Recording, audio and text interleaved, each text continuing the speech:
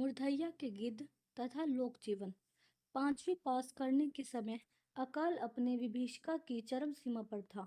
5वीं के सभी बच्चों को फाइनल परीक्षा के लिए 7 मील दूर बबूरा धनवा गांव के स्कूल जाना था। वहां एक दिन का पड़ाव था। उन दिनों 5वीं की परीक्षा के लिए जिला केंद्र आजमगढ़ से एक अधिकारी आया करते थे, जिन्हें डिप्टी साहब ही कहा जाता था।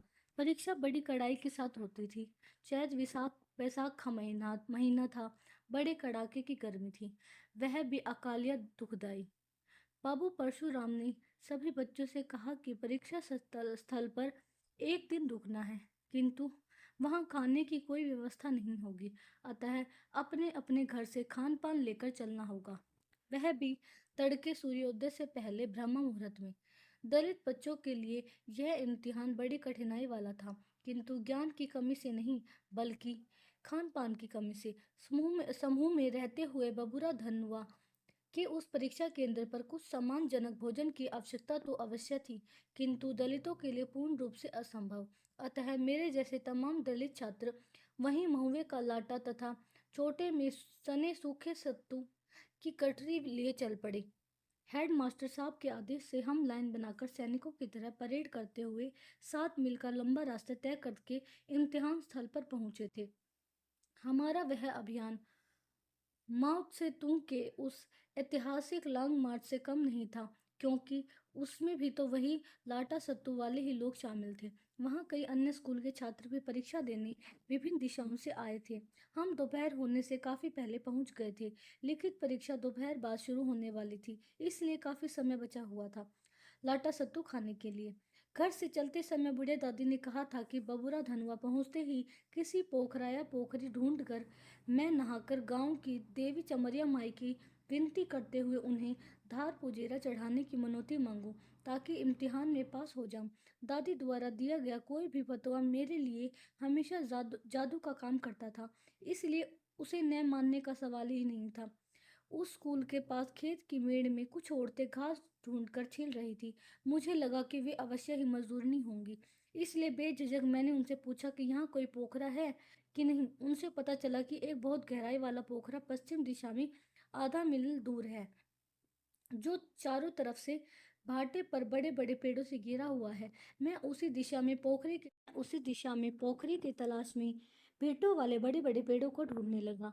कुछ देर चलने पर सामने देखा कि चतुर्भुज की आकृति में घसियाड़ों द्वारा बताई गई पेड़ों की झुरमुटें साफ झलकने लगी।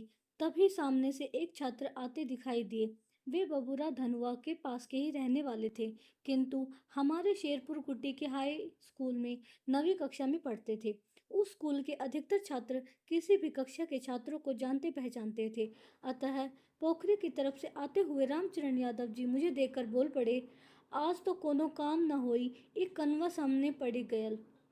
इसके बाद उन्होंने तेज आवाज में पूछा, कहबा जात हउवे रे कनवा? मेरे पोखरे मैंने पोखरे में नहाने की बात बता दी। इतना सुनते ही उन्होंने इतना सुनते ही उन्होंने उसी शेरपुर कुटी की रामलीला के ऋषि परशुराम की तरह रौद्र मुद्र चाटा तानते हुए आदेश दिया, जल्दी से भाग जमार कहीं का। बड़कन लोगन के पोखरा में तू नहीं बे। रामचरण की इस रौद्र मुद्रा से मैं भयानक रूप से डर गया। ऐसा लगा कि मानो वे अपनी आंखों से मुझे खा जाएंगे। इसलिए उस अनजान जगह पर मैं डरकर दौड़ते हुए इम्तिहान स्थल की तरफ भागा था। इम्तिहान के कुछ घंटे पहले हुई इस घटना से मेरा मनोबल एकदम टूट सा गया था। उधर दादी द्वारा बताई गई चमरिया माई के मनौती की चिंता से घबरा गया था। सोचता था कि बिना नहाए मनौती कैसे मांगू, कुछ समझ में नहीं आ रहा था। अकाल की विभीषिका से कहीं पानी का स्रोत नजर नहीं आ रहा था। संयोगवश बबूरा धनुआ के स्कूल के प्रांगण में एक नल गड़ा हुआ था। डर के मारे हम उसे छूते नहीं थे। मुझे बड़ी राहत मिली जब मेरे सहपाठी संकटा सिंह ने नल चलाकर मेरे हाथ पैर धुलवाया। मैंने किसी को कुछ नहीं बताया। चुपके से थोड़ी दूर पर स्थित एक ताड़ के पेड़ की आड़ में बैठकर चमरिया माई के थान की दिशा में देखते हुए मैंने धार पुजीरा की मनौती माना। किंतु रामचरण यादव का वह रौद्र रूप मेरे दिमाग में बड़ी गहराई से अटक गया था। लगता था कि इम्तिहान में फेल हो जाऊंगा। मन में दुर्भावना उफनती थी कि यदि क्षमता होती तो बदला जरूर लेता। हकीकत में सब कुछ असंभव था। बचपन की असहाय यादों में यह भी एक ऐसी याद थी जो वर्षों तक मेरे दिमाग को हरदम कुदेरती थी। किंतु इसके लगभग 2 दशक बाद जब महाकवि शुद्रक का सदाबहार नाटक मृच्छकटिकम के 8वें अंक को पढ़ने का मौका मिला तो सारी दुर्भावना हमेशा के लिए मिट गई। नाटक का प्रमुख पात्र नायिका वसंत सेना का प्रेमी चारुदत्त एक बौद्ध भिक्षु को रास्ते में आता देखकर बोल पड़ता है, कथम अभिमुखम न अभ्युदयकम शमणक दर्शनम, अर्थात बौद्ध भिक्षु का सामना हो गया, अब अवश्य ही अनिष्ट होगा। अनिष्ट समझकर चारुदत्त तो चला जाता है, किंतु नाटक का दूसरा पात्र राजा का साला संस्थानक तथा शकार जब बौद्ध भिक्षु को देखते हैं तो वे अनिष्ट होने की कल्पना से आग बबूला हो जाते हैं। वह भिक्षु के पोखरे से नहाकर लौटते हुए लुटेरी इंद्रियों से सबको सचेत रहने तथा सबके कल्याण की बात कहता आ रहा था। फिर भी सकार क्रोधित होकर कहता है कि जिस तरह शराब खाने में चिकना के लिए मूली तोड़ी जाती है, मैं वैसे ही तेरा सिर तोड़ता हूँ। जब बौद्ध भिक्षु यह कहता है, दायदम पशिददु उपासके, अर्थात गुस्सा मत करिए उपासक, मैं आपका स्वागत करता हूँ, तो सकार उसे गाली समझता है और वह बौद्ध भिक्षु को मारने लगता है। साथ ही यह भी कहता है कि जिस तालाब को राजा ने कुंतों तथा सियारों के पानी पीने के लिए खुदवाया था, उसमें तुम अपनी दुर्गंधित काया तथा गंदे चीवर को धोकर आ रहे हो। बौद्ध भिक्षु सबके कल्याण की बात करते हुए चला जाता है, किंतु उसकी हर बात को वे गाली ही समझते हैं। जाहिर है, प्राचीन काल में वैदिक हिंसावादियों द्वारा चलाए जा रहे बौद्ध विरोधी अभियान के दौर में लिखे गए इस नाटक में जाति व्यवस्था विरोधी बौद्धों को अपशकुन समझा जाता था। उस जमाने में वैदिकों के बौद्धों के बारे में यह आम अवधारणा थी, जिसकी अभिव्यक्ति मृच्छकटिकम में एक सौंदर्य शास्त्रीय विधा में शूद्रक ने की है। बबूरा धनहुआ के पोखरे पर पहुंचने से पहले जो कुछ मेरे हाथ उस अकाल की कड़की में हुआ, उसमें रामचरण भैया मेरे आधुनिक सकार ही थे। यदि मैं उस समय मृच्छकटिकम के उस बौद्ध भिक्षु के बारे में जानता होता तो शायद उतनी पीड़ा की अनुभूति नहीं होती। किंतु 2 दशक बाद जब बौद्ध दर्शन मेरे रोम रोम में घर कर गया था तो मृच्छकटिकम से अवगत होने पर मुझे ऐसा लगा कि मानो सदियों पूर्व लिखे गए इस नाटक में वह बौद्ध भिक्षु मैं ही था। इस घटना ने उस पुरानी पीड़ा से मुझे मुक्त कर दिया और मुझे लगने लगा कि वैसी दुर्घटनाएं बदले लेने की भावना से नहीं बल्कि वैचारिक चेतना से रोकी जा सकती है। जो भी हो, उस ताड़ के पेड़ की आड़ में उदास बैठा चमरिया माई को मनौती मानते हुए मैं बड़ी देर तक रोया था। आँख पहुँचते पहुँचते पीछे मेरे हाथ अच्छी तरह धुल गए थे। अब शगुनिया अनिष्टकारी होने की यह असहाय पीड़ा थी। इसी माहौल में मैं 5वीं कक्षा की परीक्षा में शामिल हुआ।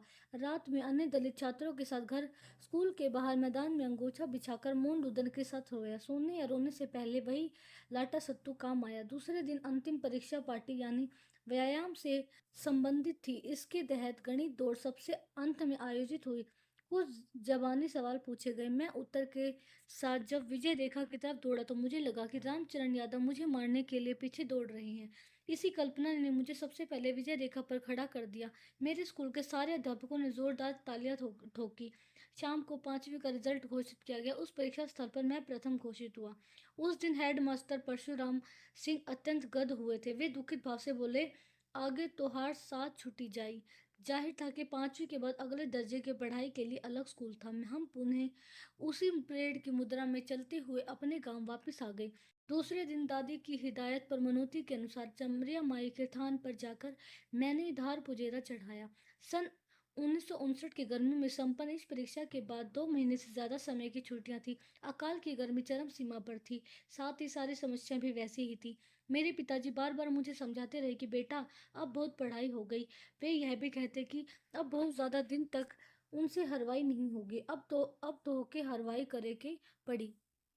ऐसा सुनकर मैं दहल जाता था। मुझे बड़ी चिंता इस बात के लिए होती थी कि 6ठी कक्षा में अंग्रेजी की पढ़ाई शुरू होने वाली थी। उन दिनों अंग्रेजी जानने वाले को बहुत महान समझा जाता था। यहाँ तक कि अनपढ़ गांव के लोगों के बीच अंग्रेजी की ऐसी सनक थी कि यदि कोई खड़ी बोली में भी फराटे के साथ बात करता तो वे कहने लगते, अरे भैया, ई त अंग्रेजी बुकत हुए। इस आम प्रचलित सनक ने मुझे भी अंग्रेजी सीखने के प्रति सनकी बना दिया था। किंतु पढ़ाई छूट जाएगी, अंग्रेजी सीखने से वंचित हो जाऊंगा तथा हरवाही करनी पड़ेगी, इस कल्पना मात्र से मैं घोर चिंता में डूब जाता था। दादी हमेशा कहती रहती थी कि खूब पढ़ी के रंगरेज जैसन बनी जा। दादी की ऐसी बातों से मुझे बहुत राहत मिलती थी। सबसे ज़्यादा भरोसा इस बात का था कि दादी जिन बिस्तौलियों को भरूके में भरकर ज़मीन में गाड़ दी है उसे वह पढ़ाई के लिए मुझे दे देगी। किंतु इस संभावना के बावजूद डर इस बात का था कि यदि घर वाले स्कूल छुड़ा दिए तो बिस्टोरिया किसी काम नहीं आएगी। अपरंपार तनाव से मैं ग्रस्त हो गया। इसी बीच काव्य शैली वाले वही जोगी बाबा ने हमारी बस्ती आकर हमारे घर के पास नीम के पेड़ के नीचे खड़ा होकर बम बम लहरी का जोरदार नारा लगाया। पास स्थित बच्चे बूढ़े वहां आने लगे। एक लड़की ने मेरे घर के सामने बेला है तुलसी, जोगी बाबा आयल हुए। इतना सुनते ही जोगी बाबा ने गाया, जैसन कहत बाड़ा तुलसी बैसन दुखवा में सब जुलसी, बड़ सस्तिया सहमा राम, बड़ सस्तिया सहमा राम। इसी बीच पड़ोस में रहने वाले बलराम भैया ने कह दिया कि ई बाबा ई पांचवी पास हो गयल। इसके बाद जोगी बाबा ने गाया, जैसन भैला पचवी पास वैसन नौकरी के लिए नहीं आस, बस बड़ सस्तिया सहमा राम, बड़ सस्तिया सहमा राम। जोगी बाबा के इस काव्यार्थ ने मुझे यकायक झकझोर कर दिया। घबराहट से मेरे मुंह से निकल पड़ा कि हे बाबा कोनो वरदान दे दा। एक बार फिर जोगी बाबा सुरीले हो गए, जैसन मंगला तू वरदान वैसन जाने तो है जहान, बड़ सस्तिया सहमा राम, बड़ सस्तिया सहमा राम। जोगी बाबा के ये तीन चंद मुझे आशा निराशा की रसरी में लपेटकर आगे पीछे दो विपरीत दिशाओं में खींचने लगे। ऐसा लगता था कि मानो मेरा अस्तित्व चिथड़े चिथड़े होकर दो भागों में बंटने लगा हो।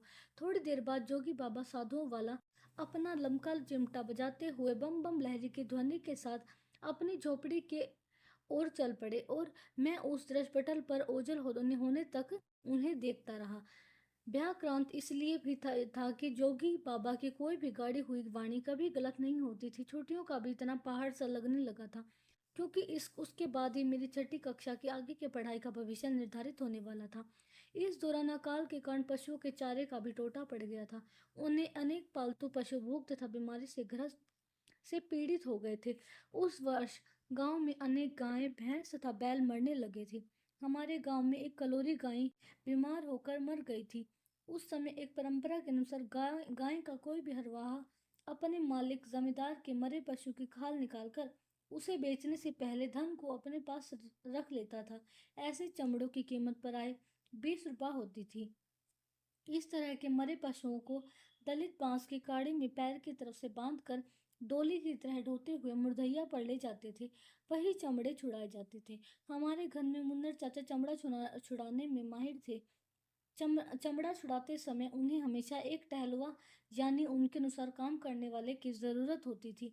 जब हमारे घर वाली कलोरी गाय मरी तो 6 आदमी गाड़ी पर ढोते हुए मुर्दैया पर ले गए। मुन्ना चाचा कहने लगे कि उस छुट्टी में मैं चमड़ा छुड़ाना धीरे धीरे सीख जाऊं, ताकि भविष्य में इस चरण कला के पारंगत हो सकूं। हम दोनों ने जमीन पर पड़ी हुई मुर्दा गाय को पैरों की तरफ से ढेल कर पेट को उतान लिया। मुन्ना चाचा ने मुझे आदेश दिया कि मैं गाय के पिछले पैरों को पकड़कर ऊपर ताने रहूं। मैंने वैसा ही किया। अब गाय का पेट सीधे ऊपर था। मुन्ना चाचा ने एक बड़ी सी छुरी को एक छोटे से पत्थर से रगड़कर तेज किया। पत्थर से रगड़ने के कारण छुरी से निकलती हुई कर कर की ध्वनि ने मुर्दैया के सन्नाटे को भंग कर दिया। देखते ही देखते मुन्नर चाचा ने गाय के गर्दन के निचले हिस्से में छुरी भोंक दी तथा तेजी से पूरे पेट को चीरते हुए पिछली टांगों के बीच से आर पार कर दी। उनके आदेशानुसार मैं दोनों टांगों को ऊपर उठाए पकड़े रहा। उन्होंने चीरे हुए पेट के दोनों तरफ के चमड़े को एक एक बीता चौड़ाई के साथ छुड़ा दिया। फिर उन्होंने कहा कि मैं उनके साथ एक तरफ का चमड़ा पकड़कर उल्टी दिशा में उचकाने में मदद करूं। इस विधि से हम दोनों ने पेट के दोनों तरफ से चमड़े को उचाड़कर पीठ की तरफ ला दिया। इस दौरान जहाँ छुरी की जरूरत होती मुन्नर चाचा उसे चला देते थे। अब गाय का लगभग पूरा शरीर चुक चुकाते खून से लथपथ रक्त के टीले जैसा दिखाई देने लगा। जैसे कि स्वाभाविक था, अचानक सैकड़ों गिद्ध आसमान में मंडराने लगे। कुछ गिद्ध बहुत नीचे उड़ान भरते हुए मांस नोचने के लिए झपटार मारने लगे। मैं बेतहाता डरता गया था, क्योंकि गिद्ध के चोंच मुन्नत चाचा की छुरी से कहीं ज्यादा तेज थी। यदि किसी गिद्ध की चोंच मेरे हाथों पर लग जाती तो मैं भी स्वयं उस मुर्दा गाय का एक हिस्सा बनकर रह जाता। जाहिर है वह मुर्दा गाय गिद्धों के लिए अकाल की एक लहलाती फसल थी, जिस पर वे अधिकार करने के लिए बेताब थे। अभी चमड़ा पूरी तरह से छुड़ाया नहीं जा सका था। चाचा के कहने पर मुर्दैया की झाड़ियों से एक लंबी डाल तोड़कर गाय के ऊपर आसमान में हा हो करते हुए घुमाता रहा। इस दौरान मुन्नर चाचा ने पूरा चमड़ा छुड़ाकर चादर की तरह तरह चौपट पर मेरे सिर पर रख दिया। हम अपने घर की तरफ चल पड़े और सारे गिद्ध गो मांस पिंड पर गिर पड़े। बीच बीच में कुत्ते आपस में कोय कोय करते लड़ते रहे और उस मांस पिंड को नोचते हुए गिद्ध मजा उड़ा रहे थे। इस बीच में मैं अनेकों बार इस तरह की चाम छुड़ाई के अवसाद में पीड़ित रहा, किंतु इसका एक रोचक पहलू यह था कि मेरे पशुओं के मांस पिंड पर झपटा मारते हुए गिद्धों के बीच खड़ा होकर झाड़ियों से उन्हें भगाने में मुझे एक अनोखी कलाकृति का भी अभिन्न अंग होने जैसी अनुभूति होती थी। ऐसे अवसरों पर मुर्दैया पर मुर्दा मांस खाने के बाद सैकड़ों गिद्ध उस पशु कंकाल से थोड़ी दूर हटकर अपनी घेट टेढ़ी मेढ़ी टेढ़ी घेंटी लिए घंटों तक मौन वृत्ति के रूप में किसी तपस्वी की तरह बैठे रहते थे। जाहिर है उनके अपने वजन से ज्यादा मांसपेंट का वजन उनके पेट में रहता था, इसलिए वे जल्दी उड़ नहीं पाते थे। घंटों तक शांत बैठे ये गिधा ऐसा लगता था कि मानो वे मुर्दैया के भूतों को शोकांजलि देने के लिए विपश्यना कर रहे हों। गिद्ध रात में भी कुछ भी नहीं खाते थे। इस मायने में वे बौद्ध भिक्षुओं जैसे होते थे जो दिन में सिर्फ एक बार भोजन करते थे। साँझ होते ही डूबते सूरज को देखकर यकायक ये गिद्ध शोर मचाते हुए विभिन्न दिशाओं में स्थित अपनी खोतों की तरफ उड़ान भरने लगते थे। उनकी ये उड़ानें युद्धक विमानों की तरह लगती थी। मुर्दैया के पास स्थित खोतों वाले पीपल तथा बरगद के पेड़ों पर वे काफी नीचे से उड़ान भरते थे। उस समय उनकी उड़ान से उत्पन्न साए साए करती हवाओं से बड़ी डरावनी भूती कल्पना साकार हो उठती थी। इन खोतों से मुश्किल से एक फर्लांग की दूरी पर हमारा घर था, अतः डांगर खाने के बाद वाली रात को ये गिद्ध रह रहकर बड़े जोर से चिंघाड़ने लगते थे। मेरी दादी कहती थी कि गिद्धवा ढेर खाई लहिले हउवे, यही मारे पेट दुखात हउवे, जोने कारण ऊ चिल्लावे लगेले। चाहे जो भी हो, गिद्धों का यह संपूर्ण माजरा मुझे बार बार मोहित करता रहता था। कभी कभी मैं कल्पना करता कि यदि मैं उन्हीं खेतों में गिद्धों के साथ रहता तो उनके ही जैसे उड़ाने भरता तो शायद लोगों के लिए अपशकुन या अनिष्टकारी होने से बच जाता। उस दौरान बगल के टंडवा गांव का एक व्यक्ति, जिसे लोग सर्वपंगल यानी पागल के नाम से जानते थे, उसकी एक विचित्र आदत थी। टंडवा के चौदही पर एक विशाल किंतु एकदम ठूंठा बरगद का पेड़ था, बिना डाल और पत्तों वाला। इस पर 5-6 गिद्धों का एक समूह रहता था। किसी न किसी मादा गिद्ध के अंडे उस ठूंठे बरगद पर पड़े रहते। ये पंगल बाबा उसी फक्कड़ बाबा की तरह सिर्फ पतली सी लंगोटी पहने रहते थे। वे कभी किसी से बोलते नहीं थे। वास्तविकता यह थी कि कोई भी कभी उनके मुंह से कोई शब्द ध्वनि नहीं सुन सका। वे प्राय उस ठूंठे बरगद पर चढ़ जाते और गिद्धों की अनुपस्थिति में उनके खोते से सटकर बैठ जाते। वे हमेशा गिद्ध के अंडों को सहलाते रहते थे। इस कवायद में वे घंटों वहां बिता देते थे। जब गिद्ध वापस वहां मंडराने लगते तो पंगल बाबा बरगद से नीचे उतरते और उनका एक दो अंडा अवश्य अपने साथ लाते। वे उन अंडों को हाथ में लिए इधर उधर दूर दूर तक बोड़ियाते रहते थे। बच्चे उन्हें देखते ही डर जाते थे। वे हमारे गांव तथा स्कूल पर भी आते रहते थे। उनका रूप रंग मुझे बहुत प्रभावित करता था। अन्य लड़कों के साथ मैं भी उनको कुछ बोलने के लिए तरह तरह के हथकंडे अपनाया करता था, जिनमें कुछ कोमल गालियां भी शामिल हुआ करती थी। हम सबकी उत्सुकता यह थी कि उनकी बोली कैसी होगी, किंतु पंगल बाबा टस से मस नहीं होते थे। इतना वे जरूर समझते थे कि लोग उन्हें बोलने पर मजबूर कर रहे हैं, इसलिए वे ऐसे अवसर पर गिद्ध के अंडे को तुरंत गुस्से के साथ अपने दांतों में चबा लेते थे और क्रोधित मुद्रा में उन्हें चबाने जैसे अभिनय करने लगते थे। उनका यह रूप देखकर सभी डरकर भाग जाते और पंगल बाबा अंडों को हाथ में लिए चुपचाप चपल हो जाते।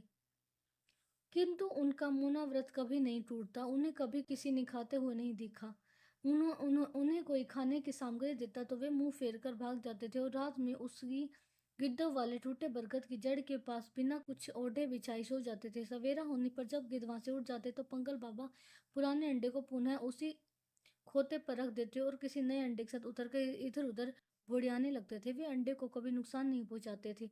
मैं उन्हें देखकर हमेशा कारुणिक हो जाता था। इन्हीं गिद्ध प्रकरणों के दौरान गांव के पांडे का एक बैल मर गया। मुर्दैया पर सारे जुड़े कर्मकांड संपन्न हुए।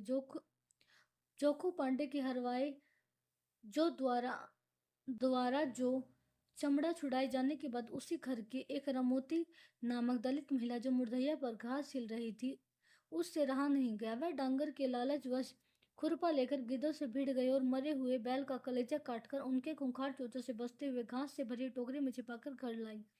मेरे साथ उनके दलित बच्चे यह नजारा देख रहे थे। सभी बच्चे चिल्लाने लगे, रमोती सॉरी रमोती घरे डांगर ले जाती हो। शीघ्र ही यह खबर चौधरी चाचा तक पहुंच गई। 2 दिन बाद पंचायत बुलाई गई। रमोती के परिवार को कुजाती घोषित कर दिया गया और उसका सामाजिक बहिष्कार शुरू हो गया। यह बड़ा प्रचंड बहिष्कार था, यहाँ तक कि उसके परिवार में कोई बात तक नहीं करता था। सामाजिक बहिष्कार की पीड़ा से घबराकर कुछ दिन बाद रमोती के परिवार ने बिरादरी में शामिल होने की अपील की। चौधरी चाचा ने फैसला सुनाया कि उसका परिवार पूरी बिरादरी को सूअर भात की दावत देगा, जिसके बाद उसका कुजातीपन समाप्त किया जाएगा। अकाल की उस भुखमरी सूअर भात की यह दावत एक अनोखी घटना थी। अंततोगत्वा इस स्वादिष्ट दावत के पीछे रमोती का परिवार एक बार फिर कर्ज में डूब गया। सन 1959 की गर्मी लगातार 2 साल से अकाल के कारण निहायत दुर्दिन में बदल चुकी थी। दलित बस्ती में चिट्ठी लिखने वाले के रूप में मेरी मांग बहुत बढ़ गई थी। जैसा कि अवगत है, गांव के कई लोग बंगाल की अनेक कोयलरियों तथा कलकत्ता में मजदूरी करते थे। परिवारों के लिए मजदूर अकाल में बादल जैसे आशा का प्रतिरूप थे। विशेष रूप से जब गांव की औरतें मजदूरों को मुझसे चिट्ठियां लिखवाती तो मेरे सामने एक विचित्र स्थिति प्रकट हो जाती थी। कई औरतें भुखमरी का वर्णन करते करते रोने लगती थी। मैं तो स्वयं अपने दुख में डूबता उतरता फिरता था, किंतु गांव की रोती हुई मशीनों जैसी इन महिलाओं से मैं अत्यंत विचलित हो उठता था। अनेक बार उनके आंसू में मेरे आंसू भी दाखिल हो जाते थे। इन रोती मशीनों में एक थी किसोनी भोजी। उसका पति कतरास की कोयलरी में कोयला काटता था। नाम था मुन्नीलाल। किसोनी भोजी 2 बच्चों की माँ थी, किंतु उम्र मुश्किल से 22 साल। उसके अंदर दुखड़ा सुनाने की अद्भुत वर्णात्मक शैली का समावेश था। जब वह चिट्ठी लिखवाती तो लगता था कि दुखड़ा स्वयं अपना आत्म विवेचन कर रहा है। यदि वह पढ़ती तो शायद दुखांत साहित्य में बहुत कुछ गढ़ती। उसके द्वारा लिखवाई गई अकाल की एक चिट्ठी आज भी मुझे अच्छी तरह याद है, जिसकी कुछ पंक्तियां इस प्रकार है। हे खेदन के बाबू, हम कवन कवन बतिया लिखाई, बवनी बहुत बिलखिए, ओ रोई रोई के मरी जाले। हमरे छत्तिया में दूध नहालो होला, दूहे जाइला ते बकेनवा लात मारेले। बंसुआ मजूरी में खाली सड़ल सड़ल सामा देला। ऊपर से वो कर आँखी बड़ी शैतान हो। सजिया के रहीरा मैं गौवा के मेहरिया सब मैदान जाली। त अऊ चोर बत्ती बारेला, रकत पेवना हुमहू के गिद्ध नाई तरे लेला। चोटवा से पेटवा हरदम खराब रहेला। हम का खाई कुछ समझ में न आवेला। बबुनी के दूधवा कहवे से लिहाई। जब उहु रोवले ते कबो कबो हम वोके लई के बहरवा जाइके बोली लाके, देख तोर बाबू आवत हउवे। त ऊ थोड़ी देर चुप हो जाले। तू कैसे हउआ? सुनी ला कि कोयलरी में अगी अगी लगी जाले। ई काम छोड़ी दा। गौवे में मजूरी कई लेहल जाई। सतुए से जिंदगी चली जाई। येहर बड़ी मुश्किल में बीतत हो। अकेलवे जियरन ना लागेले। ऊपरा से खइले का बड़ा टोटा हो सके तो 20 रुपया भेजी दा। जब अहिया ते तुलसी बाबू के एक जिस्ता कागज जरूर ले हइया। ई हा सब कर चिट्ठिया लिखिला। ई बड़ा तेज हुआ। और का लिखाई हम, थोर लिखना ढेर समझना। इस चिट्ठी में खेदन किसुनी भोजे के 4 साल के बेटे थे तथा बबूनी 1.5 साल की बेटी थी। बसुआ यानी बंसु पांडे जमींदार थे, जिनके यहाँ किसुनी मजदूरी करती थी। चोर बत्ती टॉर्च को कहते थे। बकेनवा यानी बकेना भैंस थी जो दूहते समय झटक जाती थी क्योंकि उसका दूध खत्म हो चुका था। ऐसे ही मिलते जुलते अनेक प्रकरण उस काल के दौरान मुझसे लिखवाए गए। मैं स्वयं ही उनकी ये सारी बैरन चिट्ठियाँ उसी अपने स्कूल पर स्थित एक पोस्ट बॉक्स में डाल आता था। यह पोस्ट बॉक्स हाई स्कूल के प्रिंसिपल साहब के ऑफिस के सामने दीवार पर लाल टेन की तरह टंगा हुआ रहता था। गांव में जब भी डाकिया आता बेसब्री से मेरी तलाश शुरू हो जाती। कई बार तो लोग मुझे गाय भैंस चराते हुए मुरधैया पर आ जाते। फिर वहीं शुरू हो जाती थी चिट्ठियों की पाठशाला। मुरधैया पर मेरा चिट्ठी वाचन न सिर्फ चिट्ठी धारी ही सुनता था बल्कि शायद वहाँ के भूत पिशाच भी। इनके बीच फ़र्क इतना ही था कि भूत पिशाचों ने मेरी अपनी भूतनियों के लिए कभी मुझसे चिट्ठियाँ नहीं लिखवाई। वैसे जब भी मैं मुरधैया पर होता मेरी कल्पना में यह बात ज़रूर आती थी कि यदि कोई भूत चिट्ठी लिखवाने के बहाने से मुझे पकड़ लेगा तो मैं क्या करूँगा। मेरे घर वालों की एक ऐसी बकेना भैंस थी जो मुझे देखते ही बाऊं बाऊं बोलते हुए मेरे पास आ जाती थी और मुझे चाटने लगती थी। उसका मुझसे बेहद लगाव था। मेरी एक विचित्र आदत थी, मुरधैया पर जब भी चराने जाता मैं उसकी पीठ पर एक घुड़सवार की तरह बैठ जाता। उसे किसी भी तरह का कोई एतराज़ नहीं होता। मैं उसकी पीठ पर बैठा रहता तथा वह घूमती फिरती चरती रहती थी। इसी दौरान एक दिन गांव के ही चिखुरी ने भैंस के थन में लकड़ी से खोद दिया। भैंस बिदक कर बड़ी तेजी से उछल पड़ी। मुझे ज़रा भी पता नहीं चला कि मैं कैसे एक झाड़ी के पास ज़मीन पर कुछ देर के लिए बेहोश पड़ गया। झाड़ी से सटी एक कवर थी। होश आने पर मेरे होश उड़ गए। भूतों के डर से मैं कांप गया। यह खबर बस्ती में फैल गई। सभी कहने लगे कि भैंसों पर भूत चढ़ कर गए, इसलिए उसे उठाकर ज़मीन पर पटक दिया। अपने चिर परिचित अंदाज में नग्गर चाचा मेरे ऊपर बरस पड़े। मेरी यह समझ नहीं आ रहा था कि मैं चिखुरी को भूत समझूं या जो मुरधैया में दफने थे उनको। चाहे जो भी हो, इस घटना के बाद मैंने कभी भैंस पर बैठकर मुरधैया के भूतों को गुस्सा नहीं दिलाया। इस दुर्घटना से किसुनी भोजी बहुत दुखित हो गई थी। एक दिन अपने घर बुलाकर मुझे समझाया कि हे बाबू, इस सब हवा बतास के से बची के रहिया। इनकर गुस्सा जान लेहुआ होला। हमारे क्षेत्र में भूत पिशाच को दलित हवा बतास भी कहते थे। इसी किसुनी भोजी के ससुर का नाम था जेदी, जो अपने बेटे से अलग रहते थे। जेदी चाचा अपनी जवानी के दिनों में द्वितीय विश्व युद्ध के दौरान उसी बंसु पांडे के खानदान की हरवाई करते थे। विश्व युद्ध के दौरान एक दिन वे हल जोत रहे थे, वहीं खेत से ही वे गायब हो गए।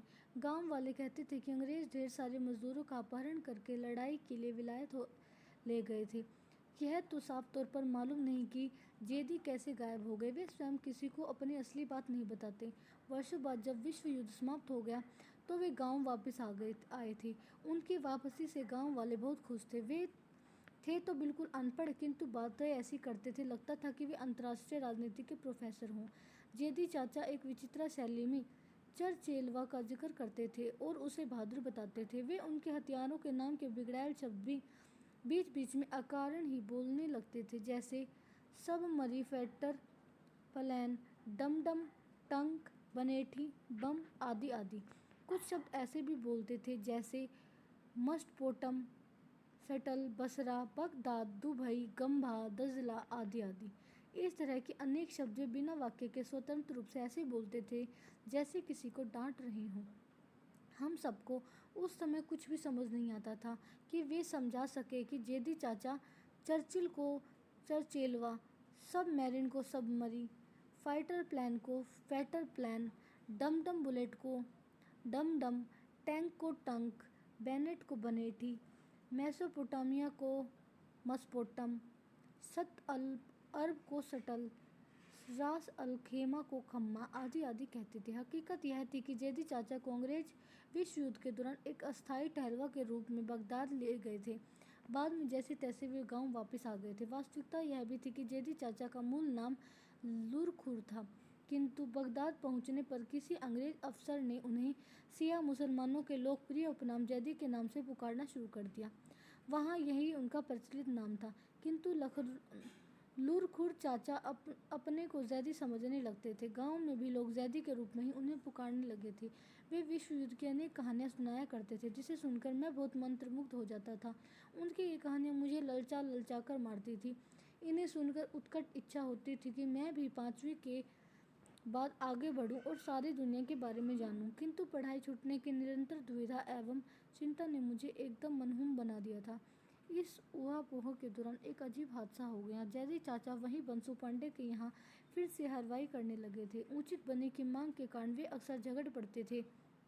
उनके इस स्वभाव के कारण बंसु ने बकरी चोरी के आरोप में सबक सिखाने के लिए चरैया कोट थाने के एक ब्राह्मण सिपाही, जिससे उनकी दोस्ती थी, को बुलाकर जैदी चाचा को बहुत पिटवाया और डोरी में बांधकर थाने ले जाने की तैयारी करने लगे। विचित्र तथ्य यह था कि बंसु के पास कोई बकरी थी ही नहीं।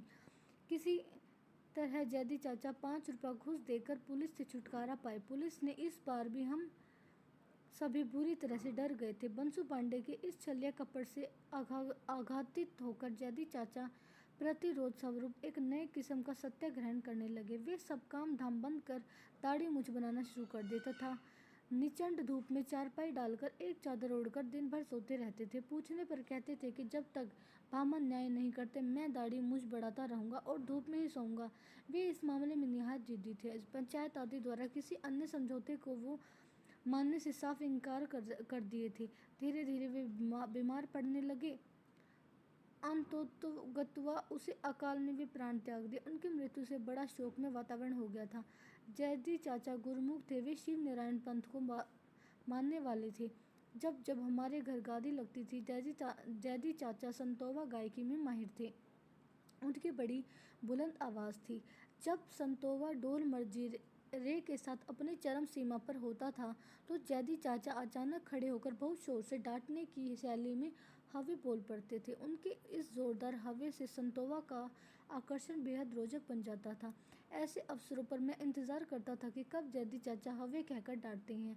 जब उनकी लाश दफनाने के लिए मुर्दइया पर ले जाई जा रही थी तो शिव नारायण पंथ की परंपरा के अनुसार संतोवा के दौरान कई लोगों ने उनकी इस डांटने वाली शैली का अनुसरण करना चाहा, किंतु वो बात कहाँ जो जैदी चाचा में थी। मैं भी उनकी लाश के पीछे पीछे मुर्दइया पर गया था।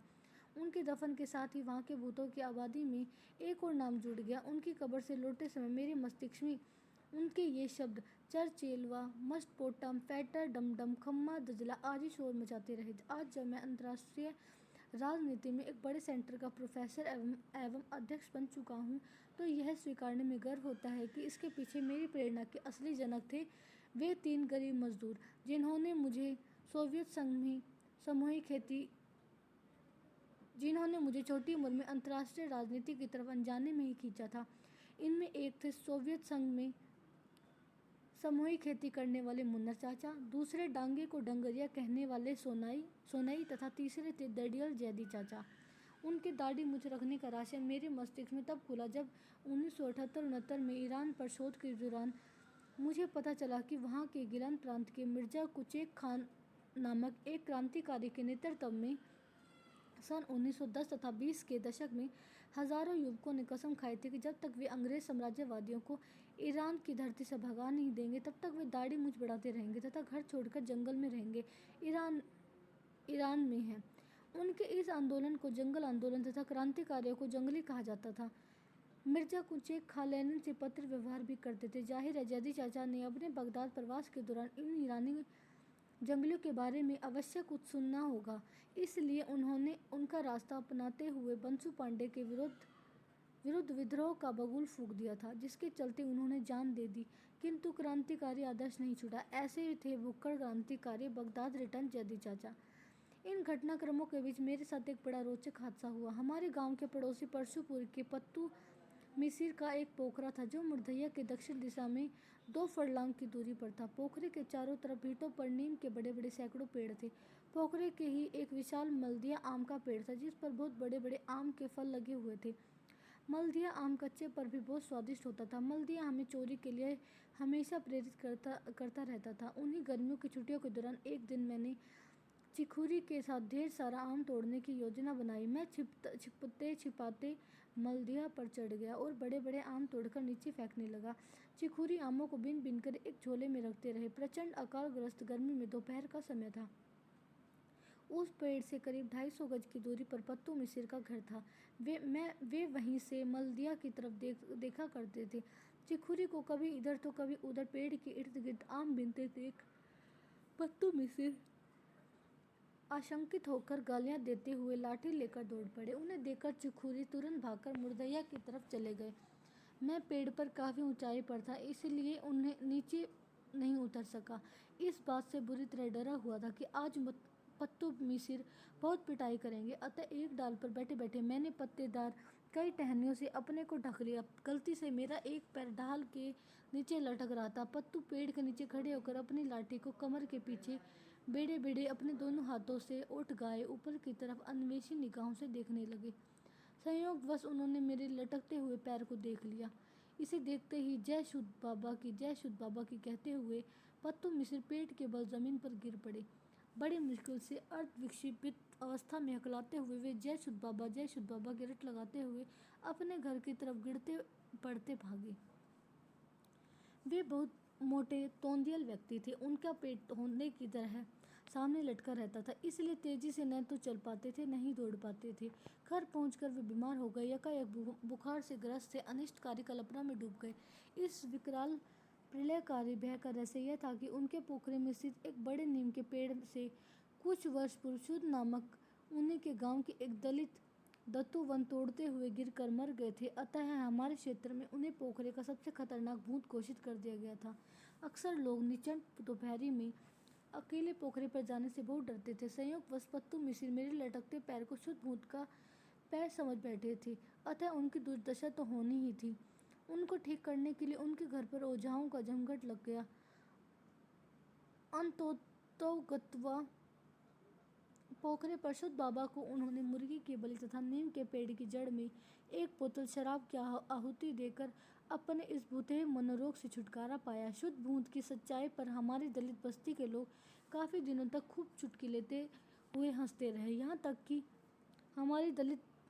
तक कि लोग रिश्तेदारों के गांव आने पर उन्हें भी सुना सुनाकर खूब मजा लेते रहे। इस घटना से उत्पन्न प्रहसन से संभवतः अकाल के भुखमरी में हमारी बस्ती के दलितों को रुक रुक कर थोड़ी देर के लिए एक क्षणिक राहत अवश्य मिलती रही। और मैं वर्षों से आज तक यही सोचता रहा कि आम के लालच में मलदहिया पेड़ पर चढ़ा एक साधारण चोर जब वहां से उतरकर भागा तो एक खतरनाक भूत बन गया।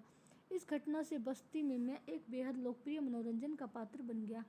इसी बीच गांव में कलकत्ता से एक चिट्ठी आई। चिट्ठी उस समय के हिसाब से 5 पैसे वाले पोस्ट कार्ड पर टूटे फूटे शब्दों में लिखी हुई थी। प्रचलन के दौरान डाकिया हमारे घर चौधरी चाचा को चिट्ठी देने आया और बोला कि मुरबी दास की चिट्ठी है। चौधरी चाचा ने कहा, मुरबी दास नाम का कोई व्यक्ति गांव में नहीं है ही नहीं। डाकिया ब्राह्मणों की बस्ती में चला गया और अनेक लोगों को पोस्ट कार्ड दिखाया।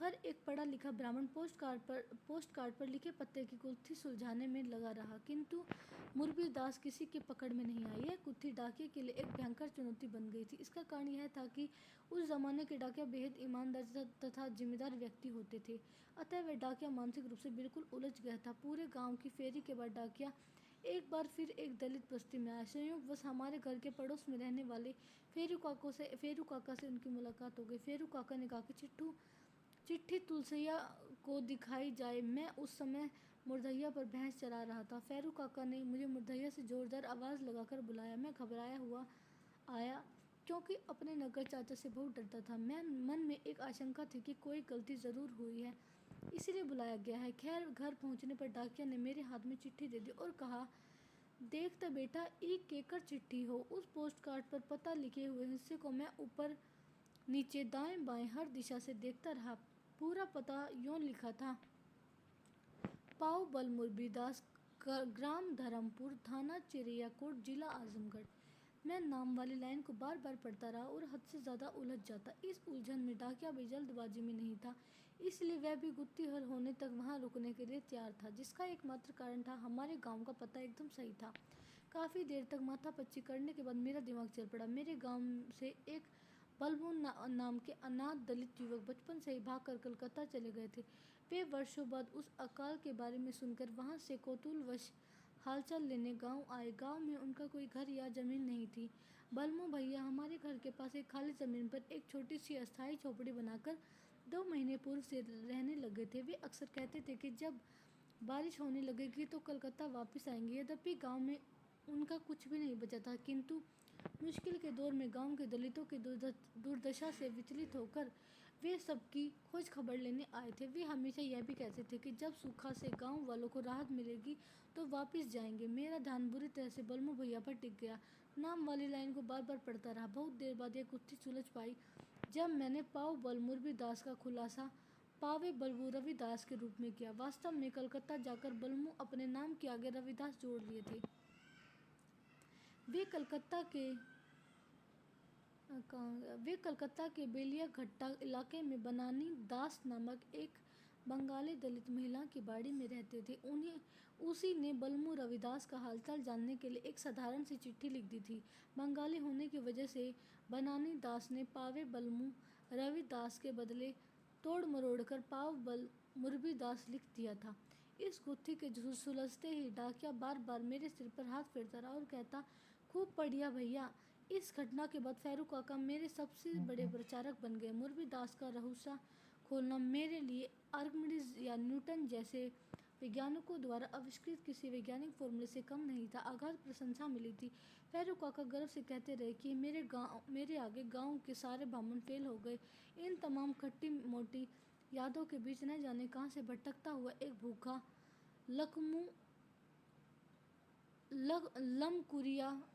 लमकुरियवा बानर यानी काले मुंह तथा लंबी पूंछ वाला बंदर आ गया। हमारे पूरे क्षेत्र में किसी भी तरह का बंदर का कहीं अता पता नहीं होता था, इसलिए उसका गांव में आना तरह तरह की अटकलबाजी को जन्म दे दिया। कोई कहता कि वह लमकुरियवा भूत है, कोई कहता हनुमान जी है, किंतु गांव के सारे बच्चे और युवक उसे मनोरंजन का एक रोचक साधन समझ बैठे। क्या दलित क्या ब्राह्मण सभी उसका पीछा करने लगे। उसे खदेड़ने की प्रक्रिया में धीरे धीरे पड़े सारे कंकड़ पत्थर साफ हो गए। चूंकि हमारे गांव में अनगिनत पेड़ तथा जंगल थे, इसलिए वह बंदर कभी किसी एक पेड़ पर तो कभी कंकड़ों पत्थरों को बौछार से ऊब कर दूसरे पर छलांग लगा देता। शीघ्र ही कंकड़ों पत्थरों का हुजूम भी एक पेड़ से दूसरे पेड़ की तरफ चल पड़ता। बीच बीच में बंदर गुस्सा होकर चिंचियाने लगता था। उसका यह चिंचियाना मनोरंजन की आग में घी डालने का काम करता था। परिणाम स्वरूप कुछ और कंकड़ पत्थर उसे अपने निशाने पर ले लेते थे। वह घंटों तक गांव की अनेक दिशाओं में स्थित विभिन्न पेड़ों पर भागता रहा। अंत में भागते हुए वह बरम बाबा की चोट के पास स्थित एक विशाल आम के पेड़ पर चढ़ गया। वह सबसे ऊपर की डाली पर बैठ गया, जहां पत्थरों का पहुंचना बहुत मुश्किल था, क्योंकि ये पत्थर मार सारे योद्धा भी थक चुके थे। अंत में बंसु पांडे अपनी बंसवार से एक लंबा बांस कटवाकर उसकी लग्गी बनाकर बंदर को खोदने लगे। इस नए हथियार से वह बिल्कुल घबरा गया। वह चिल्लाता हुआ रौद्र मुद्रा में पेड़ से कूदकर जमीन पर आ गया और गांव के पश्चिम दिशा स्थित ताल की तरफ भागा। सैकड़ों का हुजूम भी उधर ही मुड़ गया। इस हुजूम में मैं भी शामिल था और मेरे पास कई कंकड़ पत्थर भी थे। देखते ही देखते घबराहट में वह बंदर ताल के पानी में कूद गया और तेजी से तैरकर बहुत दूर चला गया तथा सारा हुजूम ताल के किनारे पत्थर लिए उसे आंखों से दूर ओझल होते हुए बिलोकता रहा। लोग हारे हुए जुहारी की तरह घर वापस आ गए।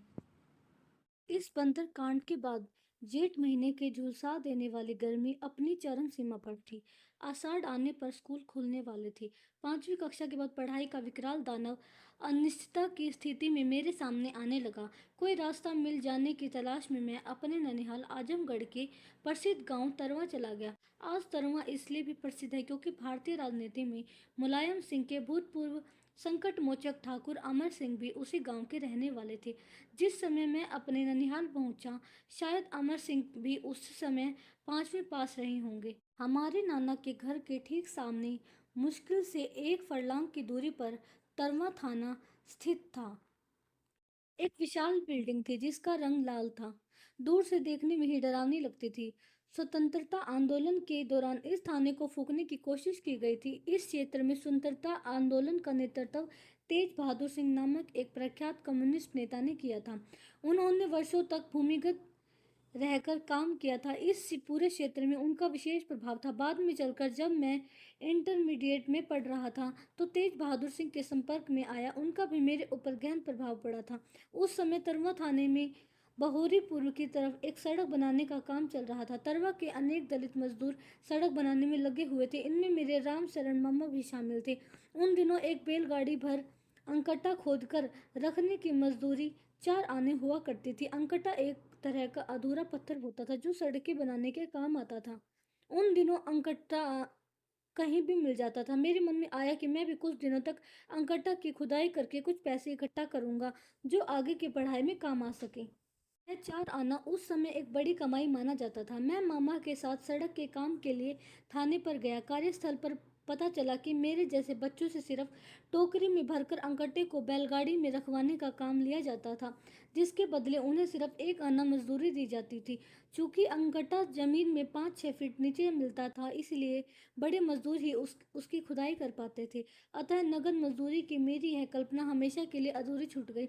मैं हताश रह गया। लगभग 15 दिन तक ननिहाल में रहकर मैंने अनेक नज़ारे देखे। मेरे नाना के गांव के दलितों में एक खानदानी परंपरा यह थी कि जेठ के महीने में हर साल वर्षा की पूर्व संध्या पर लोग बारी बारी से सूअर भात की दावत देते थे तथा सारे लोग एक साथ बैठकर खाते थे। उन 15 दिनों में लगभग रोज ही ऐसी दावतों में मैं शामिल हुआ। वास्तव में हर दावत में स्थानीय देवी देवताओं को सूअर की बलि दी जाती थी, जिसका उद्देश्य था भविष्य में किसी प्रकार की अनहोनी को रोकना। ये बलियां गाजे बाजे के साथ दी जाती थी। नाना के ही एक पट्टीदार घोड़ा दफला बजाने में माहिर थे। वे करीब 3 फीट गोलदार चौड़ाई वाले विशाल तबले को अपने कंधे पर रस्सी से तांग कर पेड़ पर खड़ा कर देते और फिर दोनों हाथों में लकड़ी लेकर अंधाधुंध उसे बजाने लगते थे। बलि देते समय सूअर चिंघाड़ता हुआ चिल्लाता था और वे उतनी ही तेजी से दफले की धुन छेड़ते रहते थे। बलि समाप्त होने की प्रक्रिया में उसे बजाते बजाते वे अपने दोनों पैरों को बड़ी फुर्ती से आसमान में उछाल कर कलैया मार जाते थे, किंतु दफले का वादन एक क्षण के लिए भी नहीं रुकता था। वैसा उन्मादी दफलची मुझे कहीं और नहीं मिला। तरवा में मैंने इस दफलची कला तथा सूअर भात की दावत का खूब मजा लिया, किंतु आगे की पढ़ाई वाली चिंता जो बनी रही। इस ननिहाल प्रवास के दौरान रात के समय में मैं नाना के घर के सामने नीम के पेड़ के नीचे कई अन्य लोगों के साथ सोता था। सामने थाना होने के कारण रात बड़ी डरावनी लगने लगती थी, जिसका कारण यह था कि उन दिनों चारों तरफ सेंध मार चोरों का बड़ा आतंक था और कोई न कोई चोर रोज ही थाने में पकड़कर लाया जाता था। थाने का दरोगा लगभग हर रोज ही रात के सन्नाटे में ऐसे गिरफ्तार चोरों को थाने की छत पर ले जाकर बहुत मारता था। ये चोर मार से घराते हुए बहुत जोर से चिल्लाते रहते थे। मैं उनके चिल्लाड़ से न सिर्फ डर जाता था बल्कि अत्यंत संवेदनशील हो उठता था। नाना की बस्ती वाले कहते थे कि थाने का दरोगा बड़ा खूंखार ठाकुर है। वह चोरों को सुरती खिला खिला कर मारता है। फिर वे विश्लेषण करने लगते थे कि सुरती खाने से दर्द बहुत कम महसूस होता था। सुरती खिलाकर की जाने वाली चोरों की मार मुझे और भी विचलित कर देती थी। परिणाम स्वरूप पुलिस से डरने के लिए साथ साथ उनसे घृणा भी करने लगा। इस प्रक्रिया में एक रात को एक व्यक्ति थानेदार की मार से अचानक जोर जोर से रोने लगा, किंतु अगले ही क्षण वह एकदम शांत हो गया। रोने की कराहत तथा शीघ्र ही रहस्यमय चुप्पी से सभी लोग अचंभित थे। इसके बाद उस रात को थाने की छत में कोई आवाज सुनाई नहीं दी। सुबह 2 खिलाड़ी तरवा की उस दलित बस्ती में आकर सबको चेतावनी देते हुए कहते रहे कि थाने के दरोगा या किसी के बारे में कुछ भी न कही, वरना सबको सुर्ती खिला दी जाएगी।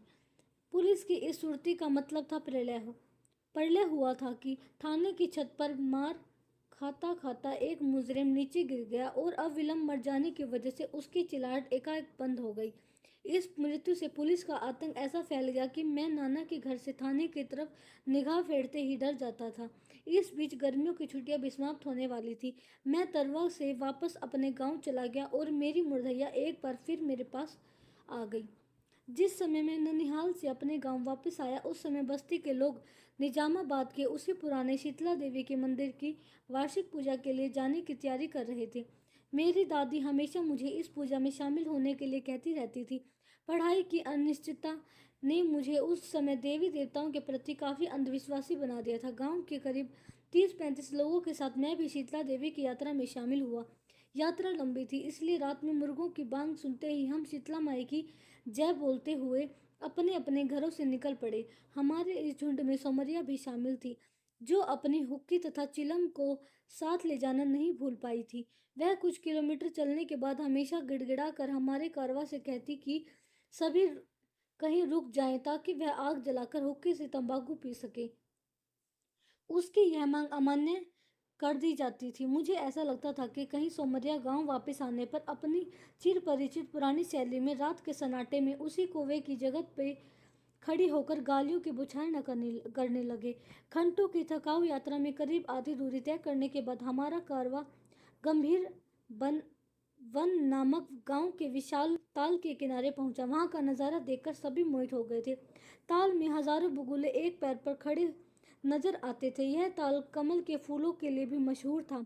ताल की सतह पर चारों तरफ कमल की नाल फैली हुई थी तथा इनके पत्तों से पानी ढका हुआ था। ताल की सतह से उड़ती अनेक पक्षियों की घुली मिली आवाजें हमारे लिए एक न समझने योग्य भाषा की तरफ इशारा कर रही थी। हम वहीं एक घंटे के विश्राम के लिए रुक गए। औरत भोजन के लिए सत्तू बनाने लगी और सोमरिया की हुक्के के ऊपर चिलम में आग धधक उठी। इस पड़ाव में यह भी खूब था कि आग जहां भोजन पकाने के लिए नहीं बल्कि हुक्के चिलम के काम आ रही थी। इस दिन हम दिन के तीसरे पहर शीतला के मंदिर में पहुंच गए। वहां रात भर का पड़ाव था क्योंकि पूजा दूसरे दिन सुबह होनी थी। वहां सैकड़ों लोग उपस्थित थे। सभी मंगलवार को पूजा के इंतजार में थे। हम सब हम सब सारी रात मैदान में सोकर बिताए। सूर्योदय होते ही शीतला की पूजा शुरू हो गई। हमारे गांव वाले किसी तरह एक एक सेर गेहूं का आटा इंतजाम करके साथ ले गए थे, जिससे सुहारी हलवा पकाकर शीतला देवी को चढ़ाना था। साथ ही सूअर के छोने की बलि भी देनी थी। मेरी माँ सुहारी हलवा ईंट के चूल्हे पर पकाने लगी तथा मेरे पिताजी मुझे लेकर गांव वालों के साथ छोना ढूंढने निकल पड़े। वहां मंदिर के पास ही थोड़ी दूर पर सूअर पालने वाले सैकड़ों छोनों को जाल में लपेटकर बेच रहे थे। उस समय 2-3 किलो के छोने 3 से 5 रुपए में मिल जाते थे। शीघ्र ही हम छोनों को लेकर वापस आ गए। परंपरा के अनुसार छोनों की बलि के साथ वेश्याओं का नाच भी देवी के सामने करवाया जाता था। मंदिर के पुजारी ही छोनों का गला काटने के लिए तांत्रिकों को अपने पास रखते थे। वहां नाचने वालों का झुंड भी मौजूद रहा करता था। मेरे गांव वाले इन्हें मेला घूमने कहा करते थे।